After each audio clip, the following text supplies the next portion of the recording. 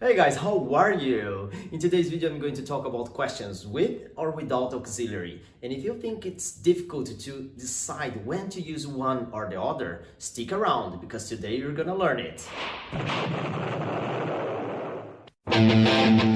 Questions with or without auxiliary verbs is part 3 of our questions videos. And if you haven't missed the previous ones, just click on the tag here.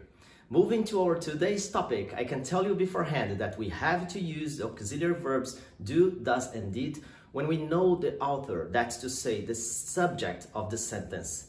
But if we don't know the subject of the sentence, we don't use the auxiliary verbs, right? One example is, I'm going to have a party and I want live music. So I call the musician and I tell a friend, and my friend asks me, who did you call? Who in this case is the musician, is the object, and you, me, is the subject. So we know the subject, so you have to use the auxiliary verbs.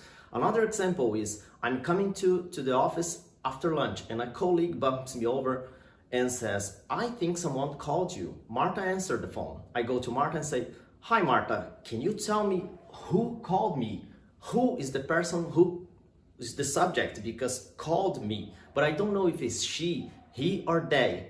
So that's the reason we don't use auxiliary verbs. The same happens for fins. Let's say I'm walking through a park with some friends and suddenly something hit me. And I say, oh, Jesus. And a friend of mine look at me and says, what hit you? A stone?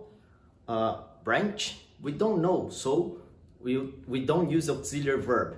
But if you say something to someone, a word or a sentence, and they don't understand you, they might ask you, what does it mean? Okay, what does it mean? You use the auxiliary verb because you know the subject. The subject is something you are saying, but we don't know the meaning. The meaning is a secret, but the subject we know is it.